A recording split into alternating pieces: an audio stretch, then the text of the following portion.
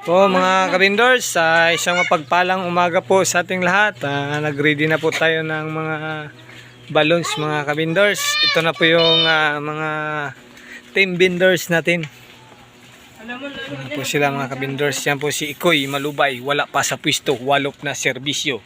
Elmer Tikong Tabingo, Ibuto. Sana all.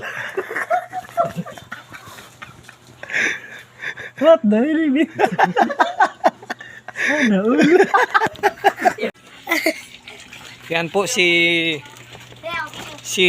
Tanggol from Rizal, Palawan. Ang Batang Palawan. Dati po mga kabindors, nakabahag lang siya. Ngayon, grabe na. Puting-puti na siya mga kabindors. Gwapong-gwapo na. Shout out muna dyan sa mga team binders natin. Shout out mo yung mga team binders natin. Wala. Sakaling na po siya magtali. Grabe talaga mga kabinders. Marunong na talaga siya magtali. Talagang ang chinilas, manjaro. Grabe. Ang shirt, Nike. May gold pa. Yawa talaga. Mayaman Ito po. talaga si Tanggol, no? Grabe na si Tanggol. Mayaman na talaga si Tanggol. Mayaman sa utang, no?